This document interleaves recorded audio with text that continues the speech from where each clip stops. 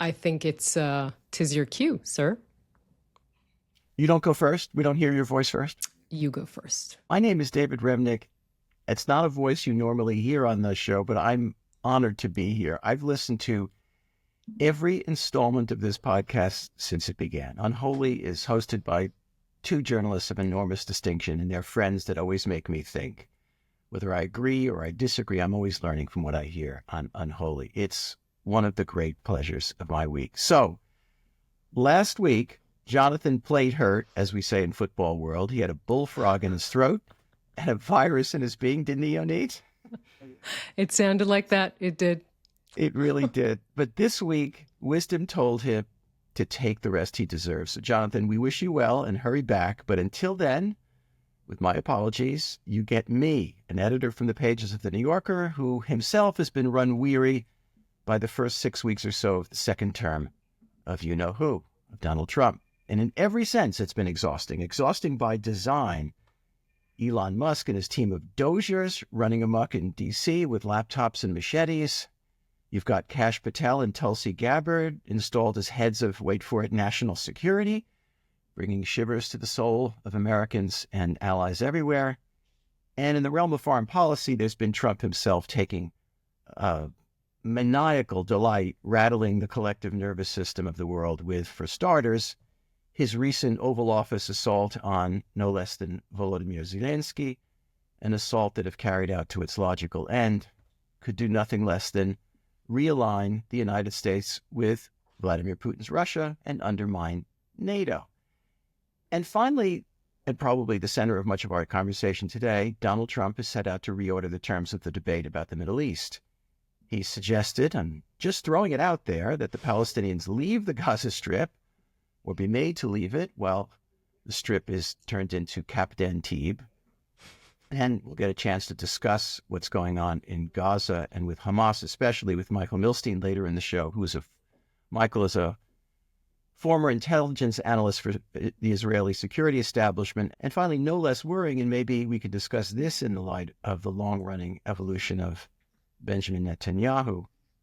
We have the leaders of Israel and the United States who in many ways seem less intent on maintaining the norms of liberal democracy and more comfortable with the illiberal models of Hungary and many other states like it. So you see that with Trump's appointments, and you see that with the recent push by Netanyahu's government to dump one of his main antagonists, the Attorney General. So, Yonit, enough with my introduction.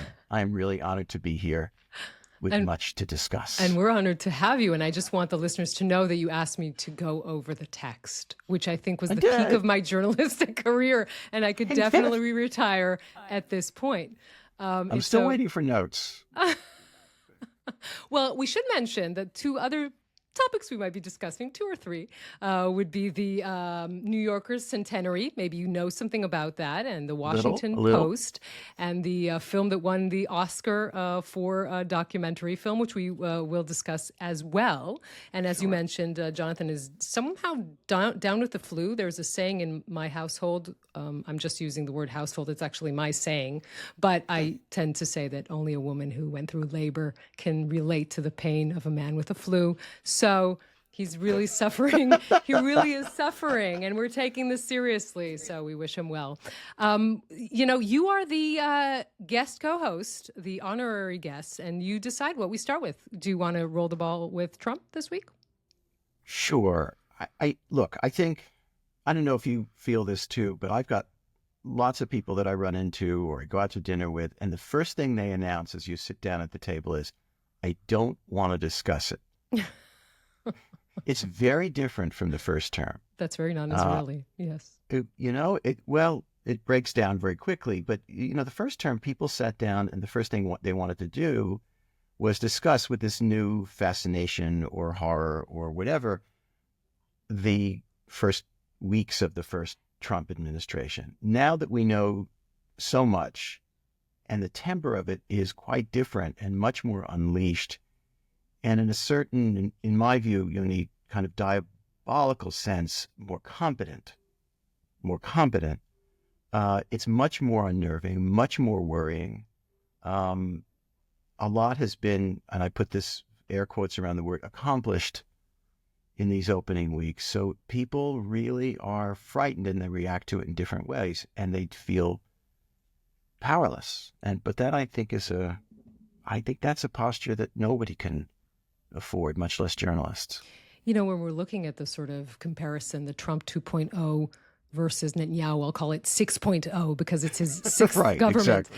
And you think about the fact, that he's, and we'll get to that, he's begun, or rather his justice minister has begun this process to oust the attorney general, and how the protest movement in Israel really, was a sort of dramatic thing when the judicial coup started gaining momentum. And then, of course, the protest movement to bring back the hostages. But I was asking myself a little bit why I don't see the same kind of protest movement in the United States. The first answer was that when Netanyahu, or again, his justice minister, laid out the sort of plan to, kind of upend the judiciary, a lot of Israelis were saying to themselves, wait a minute, you never said anything about this during the election. This is something no one has discussed at length, and we don't want this.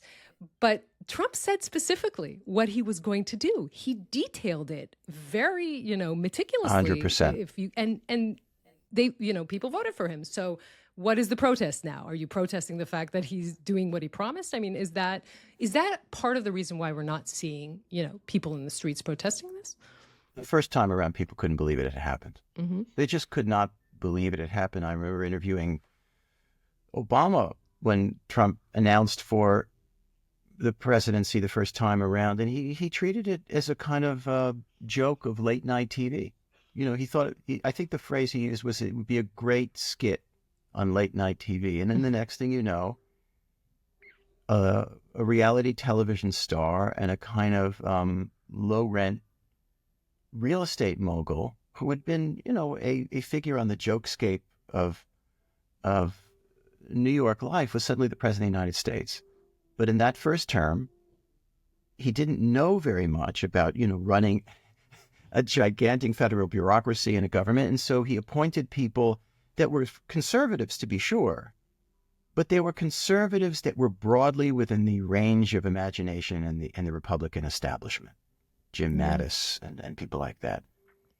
And, slowly he went through them and he got rid of them and he got increasingly educated in the way of the federal bureaucracy and began to realize what he wanted.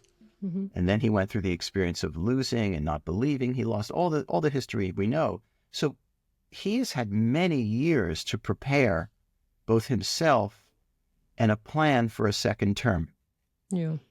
So the Project 2025, for example, which he repudiated, which was complete, there's no other word for it, a lie. He knew very well what it was and what it entailed, is a blueprint for this second term, whether it has to do with immigration or foreign policy or the decimation of the federal government, getting rid of foreign aid, all the things that you're seeing take place have been long in the planning. This new administration was not just about bringing down the price of eggs, which, by the way, is immensely complicated, immensely complicated. Yeah. And so I think there are a lot of people, and this is not new, feel exhausted, powerless, the temptation to retreat into personal life, to concentrate on your kids or the problems in front of your face at home. It's a rarity. Dissent is a rarity. What was so striking about the Israeli demonstrations wasn't that it happened once, is that it happened week after week and not just in Tel Aviv. Yep. That's exceptional in history. Yeah. But it can't always last.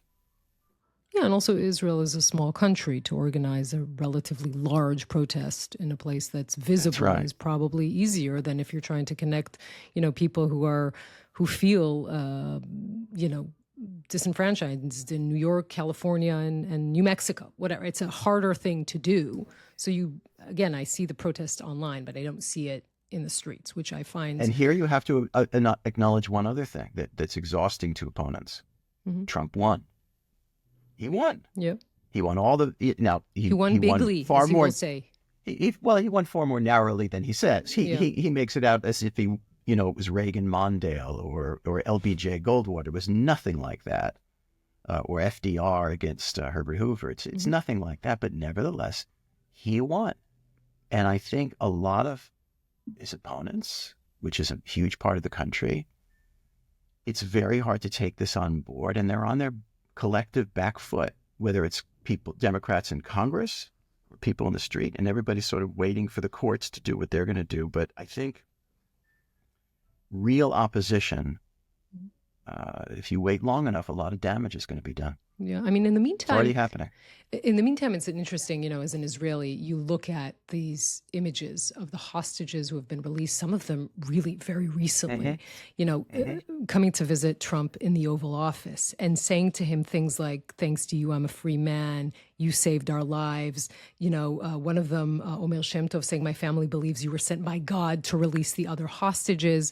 And you say to yourself, these people are doing whatever they need to do to get the other hostages do it. I think out. If it were our friends and our comrades chained in tunnels and not being given anywhere near enough to eat and drink, and the peril increases by the day because of the politics above ground, I can't blame those people one iota. What I do find morally troubling, at the very least, if not morally disgusting, is the spectacle. You sent me this video this morning that was on X, I'm sure it's everywhere, of the hostages in the Oval Office. The White House released it officially.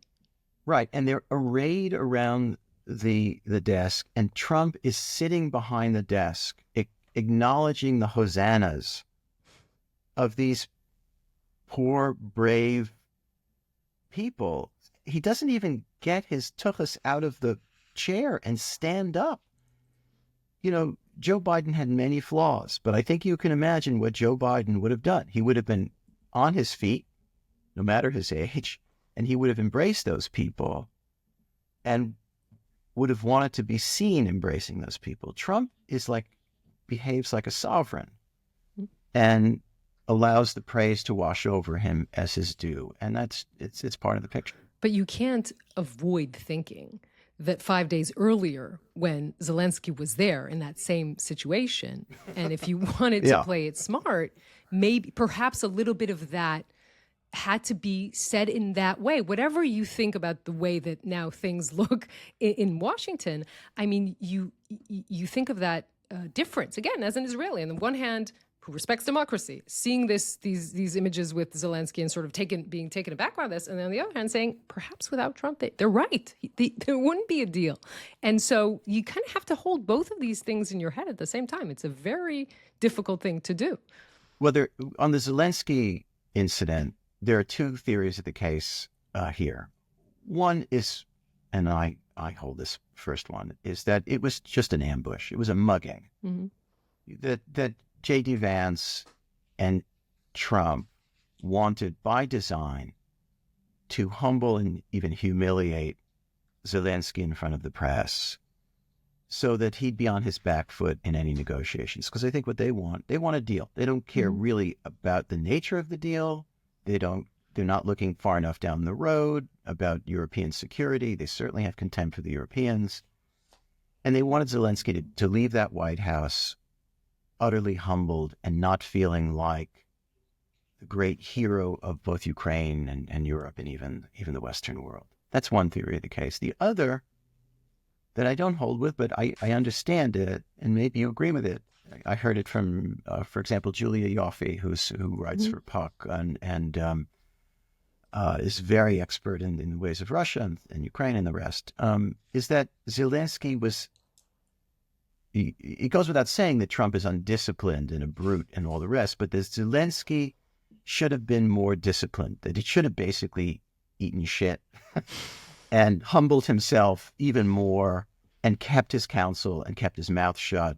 And no matter what Trump said, wait till it was over and hope for the best. Mm-hmm. And he didn't. But I will say what he did say was of such modest proportion. Mm-hmm. All he said is that Putin has broken every truce. And that was enough to set off J.D. Vance in a way that just seemed to me, Yonit, planned by design. It could be that both theories are true, right? That on the one hand, it was an ambush, and that Zelensky should have been more careful, specifically because it was an ambush, to maybe so. But my question for you is: so long ago, I came to Israel to do a profile of Benjamin Netanyahu in his first term. It was the 90s, and this was at a moment where the liberal establishment was very scared of this guy, but they didn't know what to make of him. How much was he like Menachem Begin? The Likud movement was always very conservative in ways that we know historically since Jabotinsky, but it was never anti-democratic. In fact, the people, the kind of Likud princes, were always very ardent in their rhetoric about democracy. How did Netanyahu evolve in that term, so that we now compare him to, like Trump, much more to people in Hungary and Turkey and the rest than we do to traditional Democrats? How did that happen? Oh, wow. This will require a very special expanded version of an whole episode. But I think most people would agree that the sort of twist, because you can find, Netanyahu being unbelievably supportive of the judiciary, pretty late in the game by 2012 or even 13. But the twist in this plot is, of course, Netanyahu himself being indicted. And that changed the game for him on many, many levels. And since then, we see a different Netanyahu. Now, when you add to that October 7th and the disaster of what happened and the sort of frantic attempt to throw the responsibility on everyone else but him. I think that sort of answers. It's a quick Cliff Notes version of an answer to your question, and what leads us to talk about the fact that yesterday the Minister of Justice, Yariv Levin, said that he's beginning the process of ousting the Attorney General. We should make a few notes here, right? First of all, Netanyahu himself is completely supposed to be out of this picture because, as we said, he is indicted and a defendant in a trial. Anyone who believes that there is no effect that Netanyahu has here in this story, I have a Nigerian prince online wants to sell them something and say that his account has been frozen. I mean, that's obvious. But more than that, we should probably explain, first of all, that the Attorney General in this country is both head of the prosecution and the legal advisor to the government, making sure that the government doesn't break the law. There has been a collision course. They've been, this government, this Attorney General, Gali Baharav Miara, have been on a collision course basically from day one of this government. And finally, of course, things like the Commission of Inquiry, the State's Commission of Inquiry that she thinks that should be set up, and the government disagrees, and a lot of other arguments. But the thing that was probably the thorn in this government's side is, of course, the fact that she is pushing for sanctions on the ultra-Orthodox that would not enlist into the military. That is a huge problem for Netanyahu. He has to pass. You throw things at me if I'm going too fast, of course, but he has to pass the budget or the Knesset will be dissolved by the end of March. So she's a thorn in his side, and he has to show the ultra-Orthodox that he's doing something against her. We should just say it is unbelievably complicated for him to try and oust her because of this conflict of interest, because you need a committee. In Israel, you always have to set up a committee, right? So you need a committee to do this. It's a complicated thing. She is an independent part of the institutions. So are you saying it's just gestural that he'll never succeed in getting her out? I mean, I think it's complicated, and even if he can set up a committee that would vote to do this, and the government would obviously vote to oust her, it still needs to stand the case in front of the High Court of Justice, and I don't see a way in which the High Court of Justice says that's that interesting this makes because sense that the head of prosecution, while the prime minister is standing on trial, can be fired. It's just it screams conflict and interest in many languages. Because here we have a norm, which is the independent judiciary, and even the FBI is supposed to be a 10-year appointment that never gets interrupted. But Trump has decided to smash these norms. It's very obvious that, the Attorney General is his person in a way much deeper and more profound than with his predecessors. And the head of the FBI, which lacks no independence whatsoever. Kash Patel is somebody who is committed to nothing if he's not committed to retribution against people who are opposed to Trump. and he holds in his hands the instruments of such powerful investigative and even prosecutorial means that it's very frightening. Well, we should, I mean, since there are so many parallels, we should mention that one of the things that Netanyahu plans to do, and that's easier for him, is to also oust the head of Shin Bet, Ronen Bar, sort of an equivalent to the FBI in a way, but that is something, again, Ronen Bar is, remember, tainted by October 7th and the failure of that, but he's kind of staying his ground. He's also investigating the prime minister's advisors in the story relating to Qatar and him giving, and them giving advice to Qatar during this war. So all of this is also happening, but that will be easier technically to do because he could just fire him. The government could just fire the head of the intelligence agency, but still a conflict of interest because the intelligence agency is now investigating the prime minister's office. One other question you need. I've made 3 reporting trips to Israel in the kind of cracks of time that I've been able to get away from the magazine. And you didn't have time for a cup of coffee. I'm sorry. I had to do that. You're so busy. I had You're to do so that. busy. Okay, fine, And David. even from the first, which was just a week after October 7th, there was the given thing. The given was that there would be a full-scale investigation about the military and intelligence failures that allowed October 7th to happen. And now we're seeing some of that, but not in the scale that followed the 1973 war and other moments in Israeli history. And how has Netanyahu been able to keep this really crucial thing at bay politically? It boggles the mind because it seems it's going to be indefinite. It may never happen. I'm not sure it's still politically correct to tell this joke, but remember when they asked Simon Le Bon why do so many lead singers date models, and he said, because they can. So the short answer, can I still tell that joke? You should, anyway. It's a safe space, and it's the Trump era. That's exactly. Yeah, exactly. It's too polite for the Trump era. So, I mean, Netanyahu is delaying on the State's Commission of Inquiry because he can. It's a government's decision. It has to be an inquiry led by a chief justice, a former chief justice. He doesn't want that kind of investigation. Of course, but what is it that we don't know at this late date with all the journalism that's taken place? You don't have with the protocols. All the leaking that's come into You don't have the protocols. Yeah. You just don't. I mean, there are people who would tell you inside either current defense echelon or former defense echelon who will tell you. They said, and by the way, that's also parts of the internal probe by the Shin Bet. They told Netanyahu, we need to have this preemptive strike against Hamas. And he said no. That's one example. There will be a litany of examples of money going through to Hamas. This is known. But, there would be a lot of the protocols coming out and a lot of things that Netanyahu said no to. But, I mean, you're right that a lot has come out. It is easier for him to say, listen, you did not wake me up on the night. This is not my fault. But of course, he was the prime minister for 16 years. So you can't throw that responsibility, in every direction, but look at yourself. My question is this. Israel is the leakiest country imaginable. It is the place where it is reporting, let's just say this. I would much rather be a reporter in Israel than in China because you can get information. That's like 2 insults, David. I'm just writing those down. But one is like Israel so is you have talkative. to turn your phone off at night. It's easy to be a journalist. Anything else? Do you want to say that's just insulting you don't take a compliment, you turn it into an insult. I'm waiting for the compliment.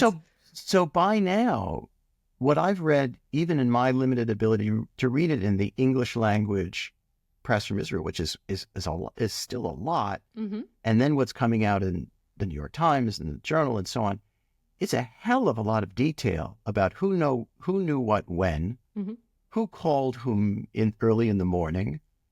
It's almost as if there seems to be, and we know a lot about the history, whether it's about Qatar or funding or all the rest. What's left to know? What's left to know? What we don't know, we don't know. To answer with Donald Rumsfeld's words, I think there's still a lot. And there's a lot throughout the government's decisions, the prime minister's decisions, things that, again, you know a lot about what happened on that night, but you don't know what happened in the years before. The decisions inside the defense echelon to say, okay, you know what, we're moving our attention from Gaza to Iran. We have all kinds of things that we assume happened, might even know, but we don't see it written in the protocols. I think there's a lot to come out. And again, what Netanyahu has managed to do is sort of deflect and throw the responsibility to everyone else. But at the end of the day, if you run away so clearly from this kind of commission of inquiry, then you probably know why you're doing it. And yet it seems politically successful, that tactic. Thus far, yes. And I think, as I said, you have to have all eyes on the ball till March of this year. And if the budget passes, the Knesset doesn't dissolve, then yes, he has the power, at least in theory, to stay prime minister until elections in their original time frame, which is 2026. That's unbelievable. You and I, you said your first visit to Israel was a week after October 7th. I mean, if you and I had had this conversation, then we would never have imagined that Netanyahu would still be prime minister. Bezos Smotrich, no, according to the reports, it was a given that Gantz would be prime minister by winter. Used to be the next prime minister of Israel. Exactly. But you have Smotrich saying in one of those meetings in the first couple of hours, the nation will demand that we resign, and they will be right. So we would not imagine. But again, this man is, and his political ability is beyond any other leader. And of course, with Trump in the White House, he is emboldened. These moves, like the move we have discussed to oust or try to oust the attorney general, is nothing. He would not dare do this under the Biden administration that pressed the brakes on Netanyahu's It's normal behavior in the United States. Exactly. But now he just takes nothing striking about it. Exactly. Nothing so this striking. is the exact sort of, anti-civil servants trying to neutralize the gatekeepers. This is all the same playbook. So who will press the brakes besides the Israeli public, who to many of these things opposes, wants to bring back the hostages, wants this state commission of inquiry. That's where we are right now. You feel the pressure on the press as well? I mean, I grew up at the Washington Post. I spent 10 years there. Let's talk about the Washington Post. And I am watching the decimation. These institutions do not come along easily. They don't develop easily. They're rare. And I don't mean just in the press. I mean just in the sphere of democracy. To have a long-standing institution, no matter how flawed, on a given day. Donald Graham, the Graham family owned the Washington Post for decades and decades.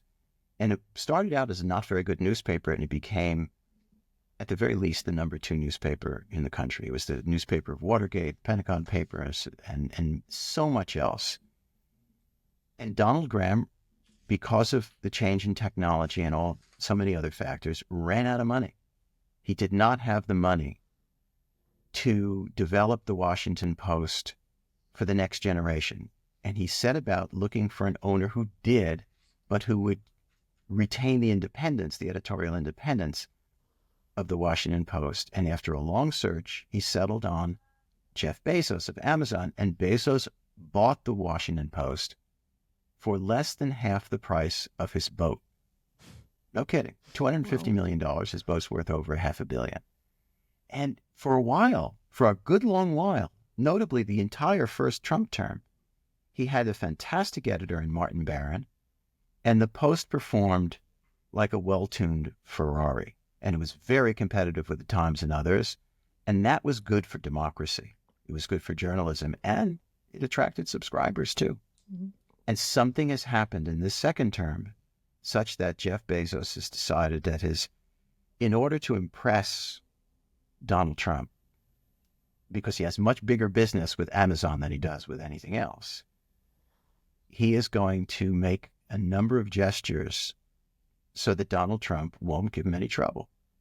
And he has, the turnover in editors, the refusal to run what had been planned, an endorsement of Kamala Harris, has told the staff of this great newspaper, you're in peril. And hundreds of staff members of the Washington Post have applied for jobs elsewhere. It is one of those moments where an institution could go topsy-turvy like that. And it's indicative of a larger atmosphere in the press, whether it's at CBS or ABC or elsewhere, that what's called the mainstream media is on its back heel. Mm-hmm. And I know that in different terms, you've seen that in Israel. Yeah, for sure. I mean, and again, when you mention, what is going on in the Post, and we should say you were the Moscow bureau chief, those corridors well, and it's very clear that this is not his main, Bezos's main business. And the amazing thing, again, is seeing it from a distance, is to say it's like all of the things that used to be hidden or not said out loud are now very clearly out in the open and said out loud, whether it be Amazon striking this deal with Melania Trump, a $40 million deal. She's said to earn about $28 million out of that, right? It's very clear. The Wired magazine running this story film about billionaires meeting with Trump and paying millions. I mean, he's the president. It's an amazing thing. And as you said, yes, here in Israel as well, the media is targeted in all sorts of ways. One way is to, put a lot of energy in Channel 14, which is Netanyahu's mouthpiece. That's the only channel he would give interviews to in this country for the last at least 2 or 3 years. It's to curtail the revenues of the public-owned channel and to try and create a situation in which they will have to close their news department. It's, of course, the ratings bill, which is supposed to say that the Minister of Communications is the one that is responsible for the committee that sets the ratings. Ratings equal ads on television, so we know what that means. So suddenly you'll see that my network, Channel 12, might mysteriously not be the highest rated. So this is 14 in a position to eclipse Channel 12? No, but we're talking about their time slot versus our time slot, or their most popular show, which is at 9:00, but they have around the 8%. We would have around the 20%. David Muir would kill for these numbers, but this is where we are in the world. So on the one hand, you're saying, okay, they're not coming close to Channel 12. We have a lot more coming up, a lot more to talk about. The New Yorker hits 100. The Oscar goes to No Other Land. We pick our Mensch and Chuzpah awards.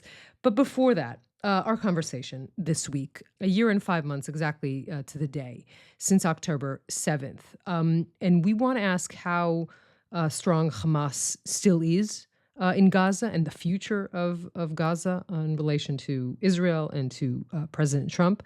And we have the perfect guest to do that with.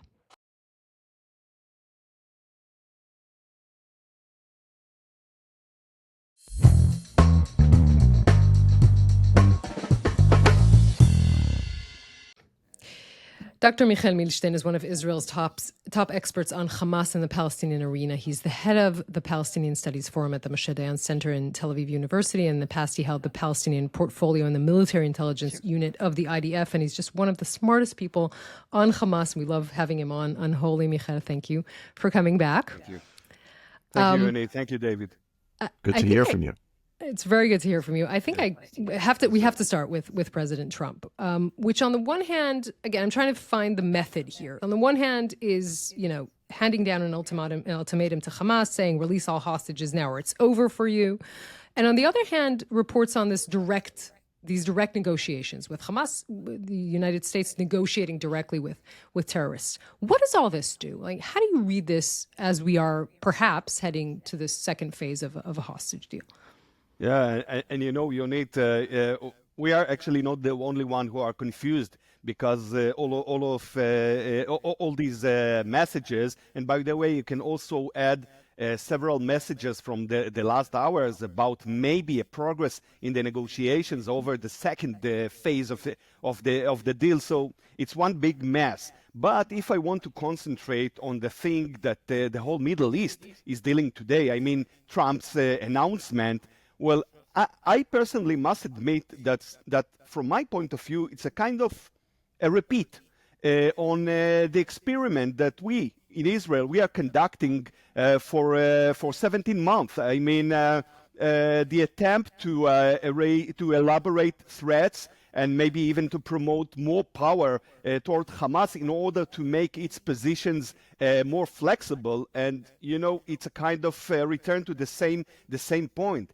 And my conclusion out of at least this announcement, actually two conclusions. The first one is that if we will, Israel will support this stand, so it will bring us closer to renew the war and to return to the conflict. And it can be a war of attrition. It can be even occupation of all Gaza. But I can know for sure that it will not lead to release any hostages out of Hamas hands.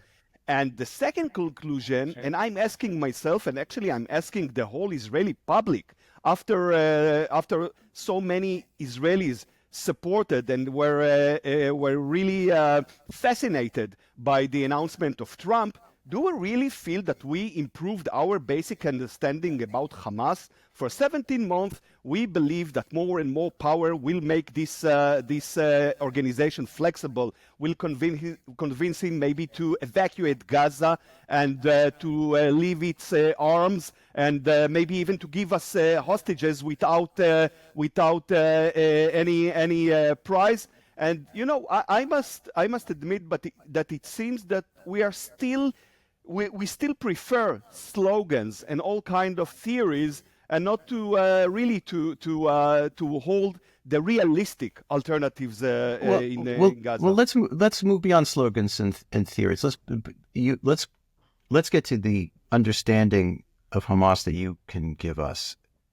Last week, my former colleague at the New Yorker, now at the New York Times, Adam Rasgon, had an interview with Abu Marzouk, one of the leaders abroad of Hamas. Yeah, and one Marzouk, of the founders of Hamas, actually.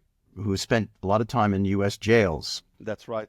And Marzouk said this, that had he known, or had Hamas known, that October 7th would end up with what followed, with all the death and destruction and what's happened in this war, they never would have done it. How seriously do you take that? Well, first of all, David, we must mention that about 2 or 3 hours after this report was published, Hamas published its own announcement that said, "Listen, it's not accurate." He didn't say that, and I think that even Abu Marzouk himself said, "No, I didn't mean this to demonstrate regret about October the 7th, because from my point of view, it's a great moment of the Palestinians." No, he got spanked by the leadership for saying the true thing out loud. I assume that's the...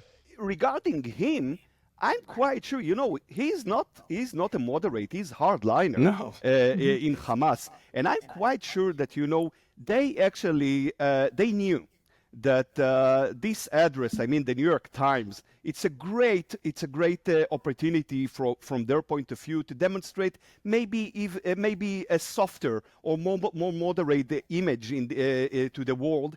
And I'm not sure it's an authentic message. The announcement of Abu Marzouk, I'm quite sure, and I rely on a lot of meetings with Hamas members and Hamas leaders. They are the kind of leaders who never regret, because they follow the will of God. Okay.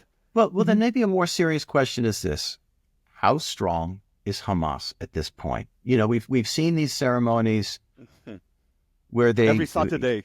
Well, and until this most recently, and it's a show of strength. The cameras are focused in such a way that it seems like it's huge crowds of armed fighters. A lot's been said about these ceremonies. We don't need to repeat them.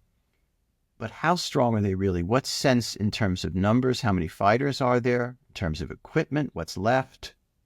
At this point, what is the point of fighting war further? Against whom? Hamas is still the prominent player in Gaza. There is no alternative, and there is no public criticism or public protest against the organization. I don't think it's the same organization that we met on October the 7th. From the military point of view, it seems that they have the same number of members of the military wing, about 35,000. But of course, there is no arsenal of rockets like they had on October the 7th, and they don't have all the basic military capacities like they had. So the threat that Hamas will promote or promotes against toward Israel right now, it's not the same. But if IDF will decide once again to promote a ground maneuver inside Gaza, even in the northern parts of Gaza, which were the main front for us, I'm quite sure that we will find that maybe it's not the same power, but Hamas will still promote a very tough warfare against Israel in every point. And unfortunately, when we speak about, the total victory or let's defeat Hamas, we must understand that if we want to defeat Hamas, we must take control over all Gaza, and it will be very tough. So I'll get to that in a minute. I'm curious about one thing, because many Israelis are saying that there has been an equation created, perhaps wrongfully, but that says it's either the hostages or crush Hamas. And a lot of people are saying, wait, get all of the hostages out and then continue the war. But Hamas, sadly, is much more sophisticated than that. Why do we think that there will ever be, tragically, I'm asking this question, will there ever be a point where Hamas wants to release all of the hostages? Because they've realized at this point that this is the strongest asset they have. Aren't we imagining things when we think that there will ever be a point? Giving whatever, Israel will obviously not acquiesce to some of these points, but will there ever be a moment where they just release them all? It's the most important question mark, Yonit. And only 2 weeks and actually a week ago, Hamas itself announced that they're ready for to give to release all the hostages and to get all the things they want. And I will say that in a very cautious manner. I think that if Hamas will get serious, strong guarantees about full withdrawal of Israel from Gaza and of actually an announcement about the end of the war. They don't, by the way, insist about releasing all the prisoners, the terrorists from Israeli jail. I think that maybe, and I will say that in a very cautious manner, maybe there is a chance for to promote a broad, total deal with Hamas. Because I'm quite sure it's not an empty announcement, a hollow one. And that if Hamas will understand that the U.S., maybe the other players in the international community, will make sure that this player, Hamas, will exist, still will continue to exist in Gaza as a prominent player, they may consider this alternative, and I think that the Israeli leadership should also understand that and not rely on the assumption that it's nothing, it's nonsense. I'd love to dig down a little deeper on that. You say as a prominent political player. What would be the configuration, the larger configuration of the political leadership and the administration of Gaza on a day-to-day basis if not only the war is won, but the peace is won somehow, which is always harder to do. Absolutely. And, it returns us, David, to Tuesday. On Tuesday in Cairo, there was an Arab summit. Right. And the Arab League actually presented what they call the Egyptian, or actually today the Arab Initiative. And by the way, Hamas immediately accepted and said, yeah, we agree to adopt this idea. And this idea means let's reshape the political arena in Gaza. It means that Gaza will be ruled by what they call administrative council or administrative committee, which will contain PA and Fatah and independent members, but Hamas will not be a part of this council. And actually, the Arab world wanted to believe that by presenting this idea, they will even convince the American administration that they have a good idea how to reshape Gaza. But, and this is a very important point, Hamas insists, and the Arab world doesn't really insist about it from his side, that they will not give up their weapons. They will not evacuate Gaza, and actually behind scenes, they will still be the prominent player in every aspect. By the way, the only one who really fears and really doesn't like this idea is the PA, because the PA knows the truth that they will be in a kind of cosmetic scene. Formally they will be the new regime in Gaza, but actually in the daily life, Hamas. And Israel would accept that? I'm quite sure that no. No but not if it's worded that way. Netanyahu can't go to that kind of. It's impossible. I agree with Yonit, and but the main dilemma will be what will happen if, for example, not only the whole Arab world will say yes, and the Arab world said yes to this initiative, but also several European states, and even we live in a kind of a roller coaster. So maybe even the American administration will say, listen, it's a very interesting idea. Although 2 days ago Trump said it's not a good idea. But maybe if the Arabs will change several parts and will fix this initiative, maybe the American administration will say, listen, this is a good idea, and maybe in a kind of evolution we can make Hamas more contained. And maybe they will, not now, but within a few years, they will leave the military ideas. So then Israel will find itself actually isolated in its resistance to this idea. What the Israeli ideal should be. You talk a lot, and you mention this a lot. You say what would make sense is a long-term Israeli occupation of Gaza. That's right. Kind of go into that a little. What would be, if Israel could now be the architect of this solution, what do you think that it should demand? First of all, I think Yonit, and we both know that it's very important since October the 7th to put aside all the fantasies and the slogans, and they actually fool our discourse today, the Israeli discourse. I mean, let's bring the UAE and the Saudis, and they will do the dirty job for us in Gaza. Let's bring back the PA to Gaza, and the PA barely controls the West Bank today. And maybe we will create a chieftaincy of clans in Gaza. I think that right now all the options, all the alternatives are bad, and we should choose the least worst alternative out of them. There is the thing that will be actually a result of Trump's announcement, and I mean return to war. And there are two options. One is to return to the same war of attrition that took place 45 days ago. I mean, ongoing war without any concrete end. And under the broad slogan of we are getting closer to defeat Hamas. And maybe, by the way, it will bring us to occupy all Gaza. But I'm not sure that right now Israel has the basic capacity, legitimacy, and internal consensus about it. And the least worst scenario is actually an alternative idea. It can be the Arab initiative. It can be phase 2 of the deal. I mean, to accept the very painful fact that Hamas will exist in Gaza, maybe will even be dominant in Gaza and commit Israel will commit broad withdrawal from Gaza. And once again, I don't think it's an ideal. Actually, there is no ideal solution.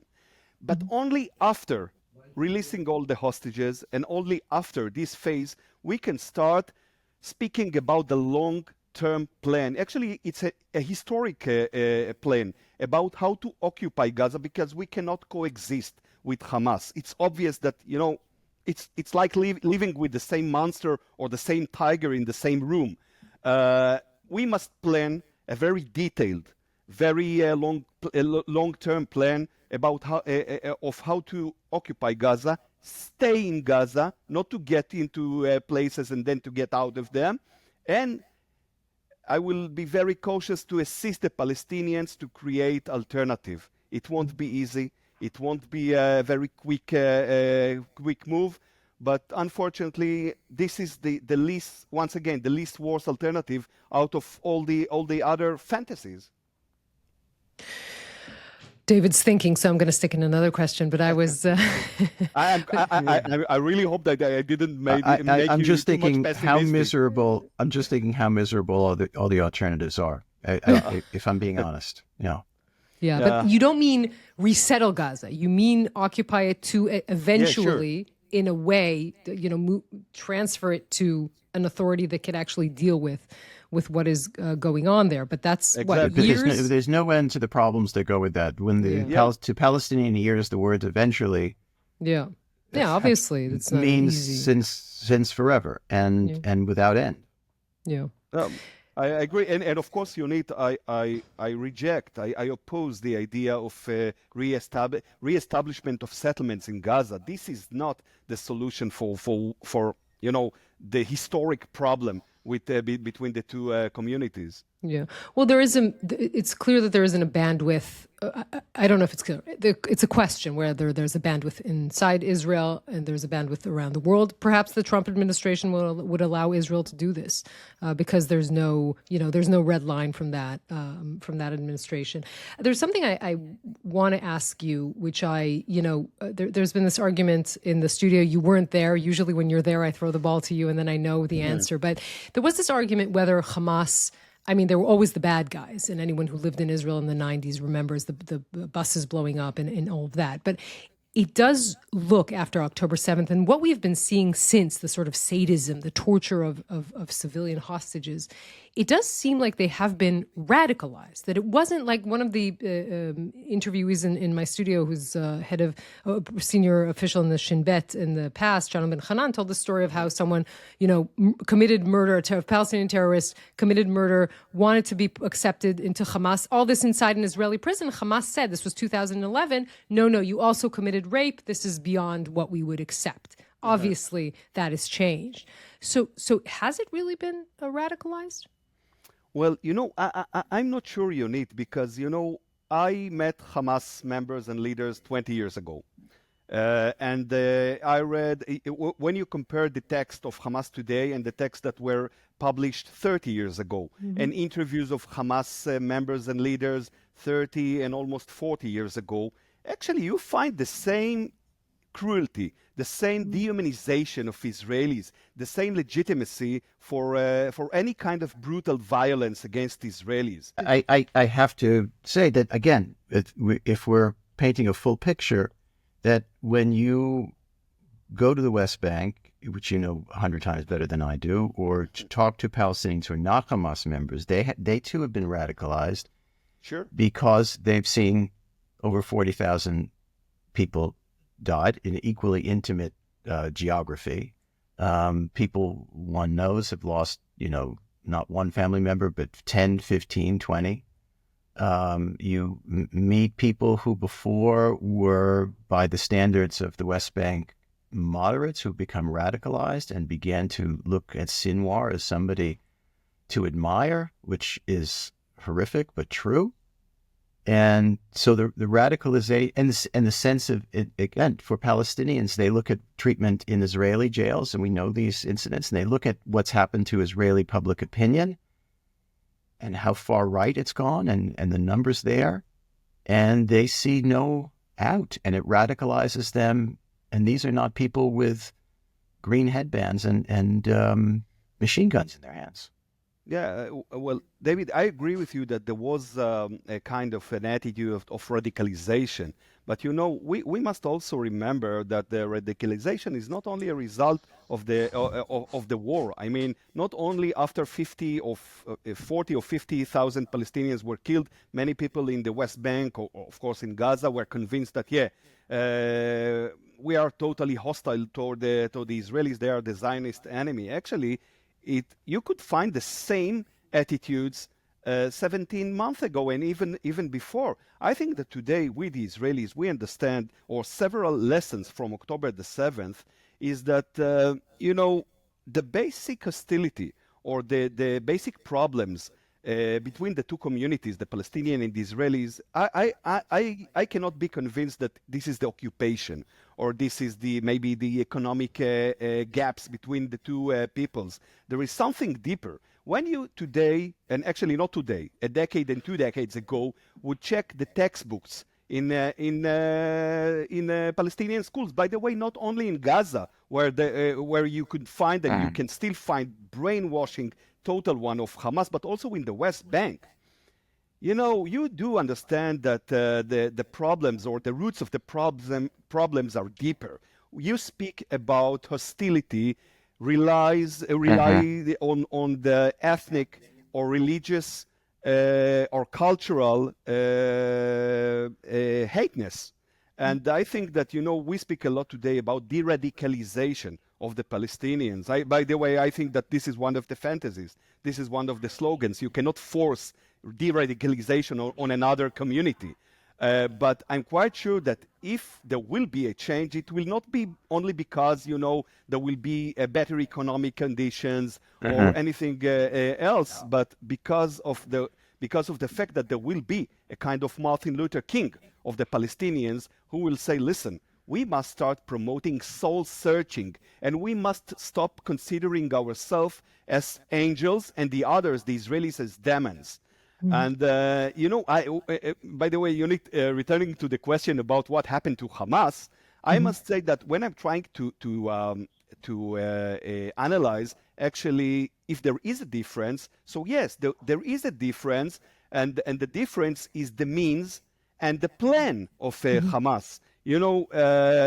Actually, as every ideological radical organization who takes control over the regime, it doesn't mean that this organization should be more moderate. By the way, this is the failure of the Israeli way of thinking about Hamas pre-October the 7th. They got much more resources and much more capabilities to promote their radical vision. Yeah, I'm gonna cling on to the brave leaders idea for some optimism. And as always, I thank you so much, Michael, for talking to us. I always say it was a great conversation, but the content needs to improve. We need to talk about happier things. Also about optimistic points. So although most of the picture, it's a kind of pessimistic one, I think that there are several unique, very brave voices among the Palestinians. For example, Samer Sinjelawi, a Fatah member affiliated with Muhammad Dakhlan's camp, who last week visited Yarden Bibas. He also, it was not only a visit, he said to him that he is ashamed of the tragedy that took place and that he asked for his forgiveness in the name of the Palestinian people. And, I told him personally that, first of all, I'm proud to be his friend and that he is one of the most bravest people I ever met. And I really hope that voices like Summers will be sounding more in a higher manner, and that they will be actually the bridge for dialogue, a very frank one between the two peoples. Yeah, meeting with and apologizing to Yarden Bibas, father of Ariel and Kfir Bibas, and husband to Shiri, all of them murdered. So you gave us something. You gave us some hope. Right at the end, we must keep our optimism. What can we have nothing left besides optimism. That's right. That's what we have. That's what we go with. Absolutely. I agree with you, Yonit. Thank you so much.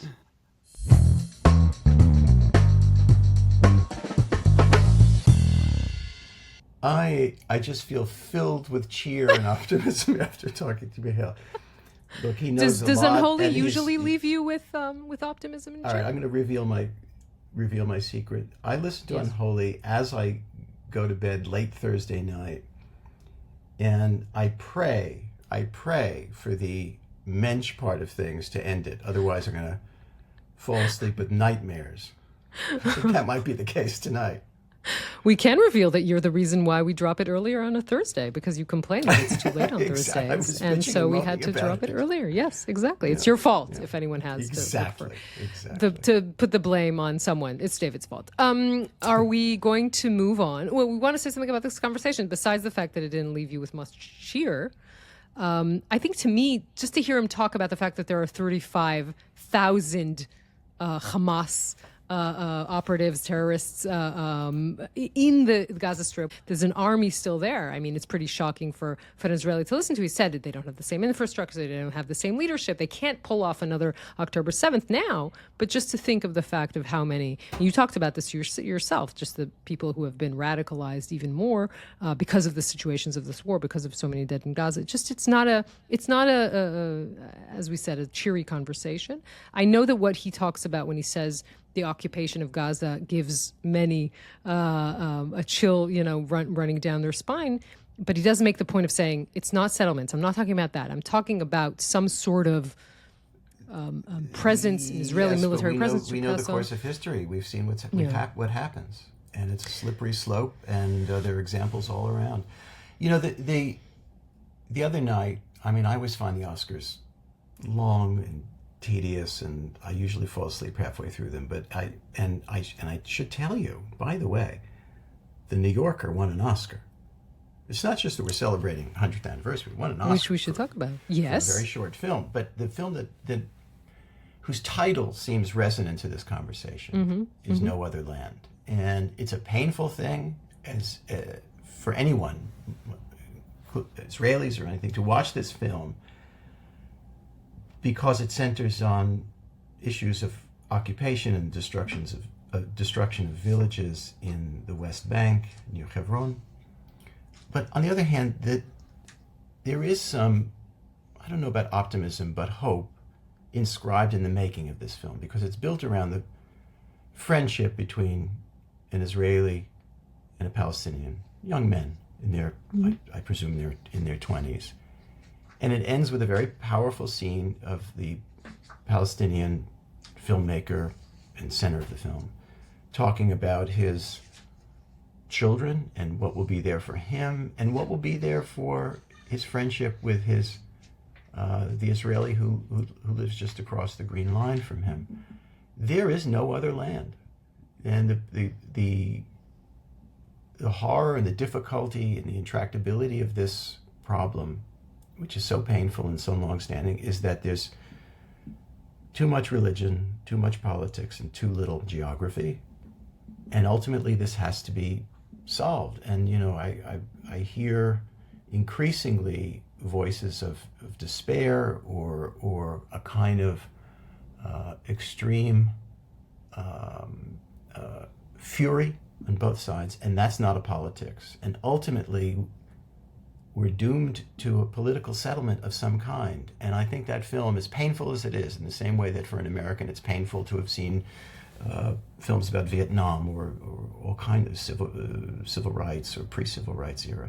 And it's got to be very painful for particularly Jewish Israelis to watch that. It's painful for me. But I think the title of it is an indication of some kind of future sometime. And I know that's awfully, gauzy and idealistic in a time when idealism is in very short supply, and grief and even despair is in such full supply. But I can't see it any other way.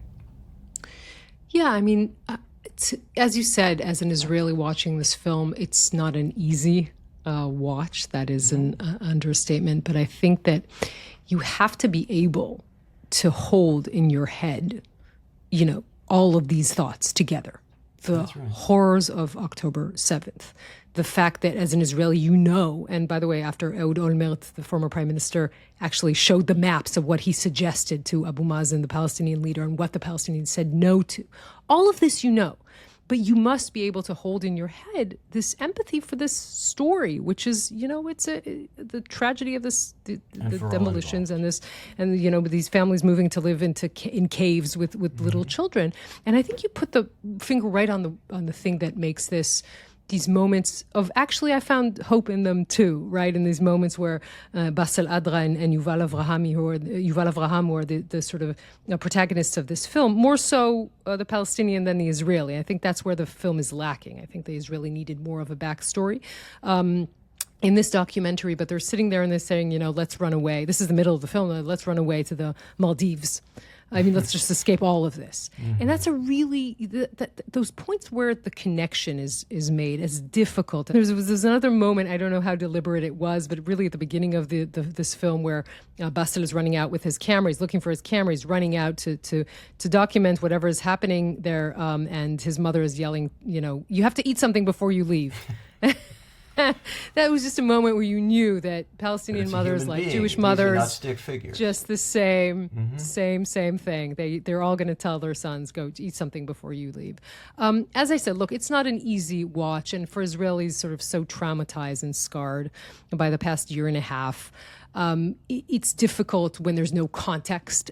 I think that the demand for a documentary to have context is a little bit of a naive one always. I mean, even if you put a camera in one angle, you're not showing the other angle. So there's no context here. There's no, discussion of Israeli suffering, of terror, and all of that. That is true. And I don't know if this film would have won this award in a different year. I mean, there are a lot of documentaries, brilliant documentaries about just what you refer to as Israeli history, or Jewish suffering over time, and but you have to watch all of it. You have to read all of it. Otherwise, you're not taking in the full experience and the full history of this endless complexity and thinking geography of pain. I'm thinking of that project. It was a drama series called Our Boys. You know, that's right, HBO. Richard Plepler is the one who commissioned it.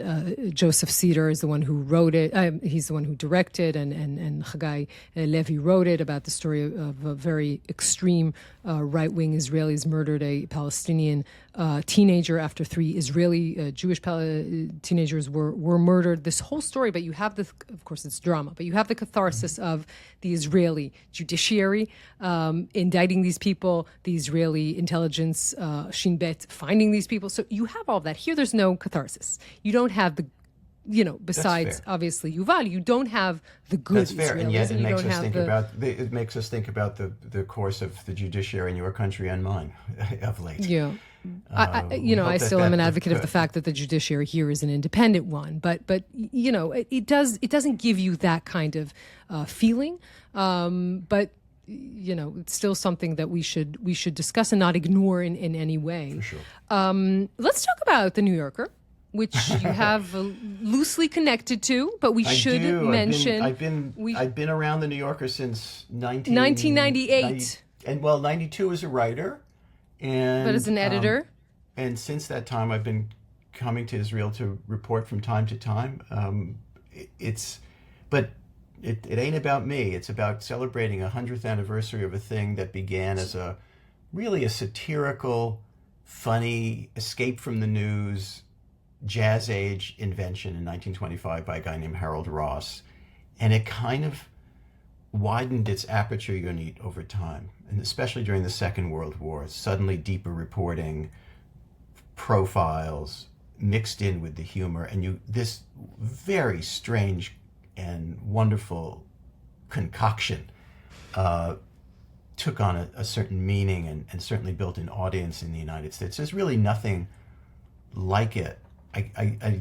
And I say that as a citizen of The New Yorker, but also if I look around in other countries, there's nothing that's exactly like it. Whereas, over the last century, there were certainly versions in other languages of news weeklies and, Time Magazine or something like that. And one newspaper can imitate another. But The New Yorker is it's a unique concoction and a glorious thing. And to know that it's lasted 100 years and it's healthy and has a great future fills me with some hope after what we've been discussing about the situation in the Israeli press and in the United States with the Washington Post. But we have a task ahead of us. We all do. You do, I do. Mm-hmm. And we have to stand up. And it's not always easy. This is not a matter of just sanctimonious reporters describing their own wonderful importance in a democracy. It's time to stand up and work hard and publish honestly and deeply and fairly. It's not a matter of publishing every tendentious anti-Trump thing you can imagine, but to report vigorously. And it's a very, very challenging time. It's an interesting time to celebrate your anniversary. It really is, and it makes me wonder if you had advice for the 1998 David Remnick, just sitting in the editor's chair, what would you tell him? Is my first question. I had that advice. Ben Bradley was the longtime and charismatic editor of the Washington Post, whom I knew pretty well. And I was offered this job, and it was completely out of the blue. I mean, I had never edited anything other than my high school newspaper. And suddenly I'm being offered to be the editor. Did it have a fact-checking section, your high school newspaper? It had me. That was it. I did it all at my kitchen table.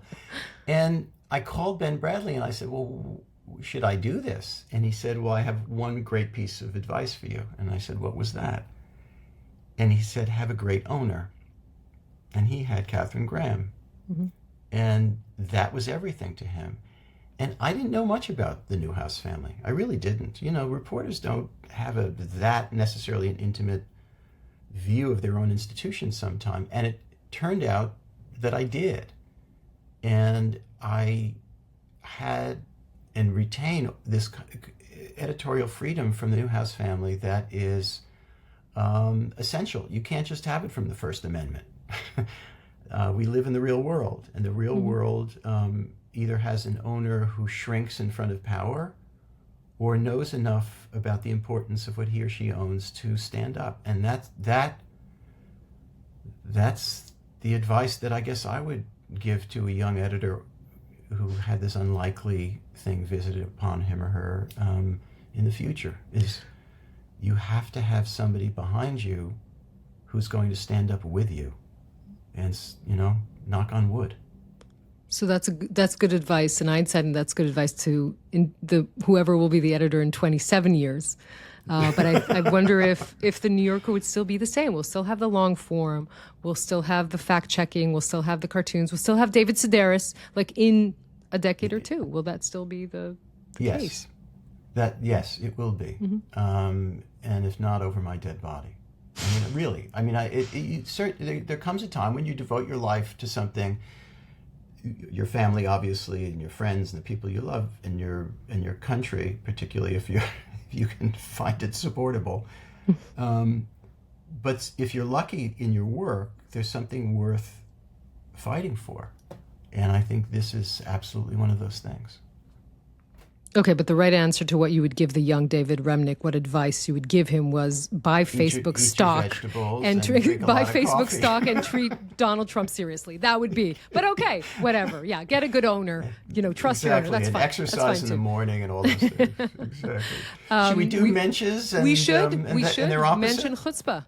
So you go with Chuzpah. Why am I doing? No, that's Jonathan's trick. Now that he's not here, I'm here. I'm in the Jonathan seat, and I'm using his little stunts. Who do you have for chutzpah? I just can't do it in his elegant accent. It's what you're getting is the New Jersey version. I'm going to do the Mensch first, and then you decide on chutzpah. That's what we're going to do. You can do. Oh, really? I'm just saying yes, because you can do non-Jews for chutzpah as well, and they don't have to be alive. See, I gave you a vast sort of array of people. Do you want to think about it a little bit? All right. Okay, I'll do chutzpah. I'll do Jeff Bezos. Okay. There you go. See, I knew you could do it. I knew you had it in you. Jeff Bezos. I think we explained but you go ahead. I do. I think you know why. One of the richest people in the world, the richest person in the world is in the process of decimating the federal government, including such pernicious things as USAID, which does such horrible things like, heal the sick and do AIDS programs all over the world. And people will die. People will die as a result of what Elon Musk is doing and carried out to its logical extent. So, but to add to Musk, slightly less wealthy is Jeff Bezos, who, if we don't watch it, will have a really terrible effect on one of the great newspapers in this country, the Washington Post. And the reasons are obvious. The reasons are, as we said at the top of the show, is that he recognizes that his greatest business is not the newspaper business, it's Amazon. And the President of the United States is a fickle guy and could exact real retribution on Amazon.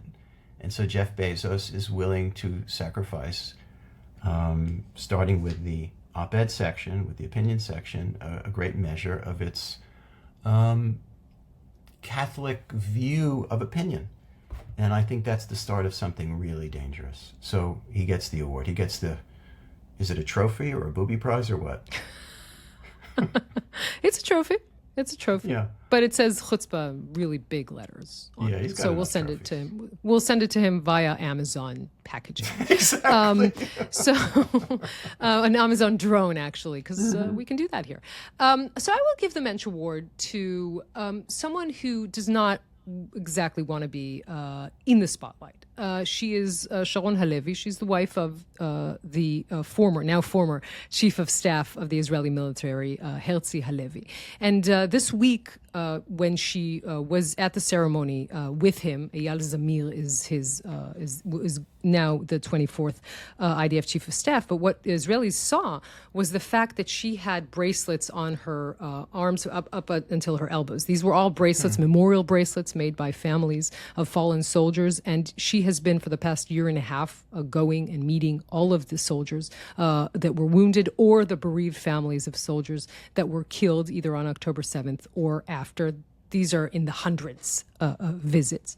And just the fact that when you think of, again, of this family, right, of Herzi Halevi, again, anointed this sort of general that everyone always knew that would become the chief of staff, obviously will always have the cross to bear of October 7th. He knows it. He took responsibility. He resigned. There are others who didn't.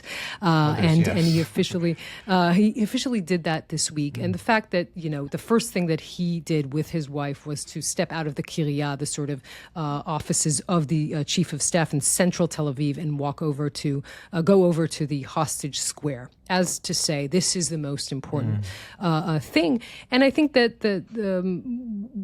she deserves that, as just to say, anyone who has been the wife of the chief of staff, that you have to realize, obviously, for decades, following a husband in a combat career and then making this into his career, and then just the way that it ended in the way that, what has been going on the past year and a half. So that is my Mensch Award of the week.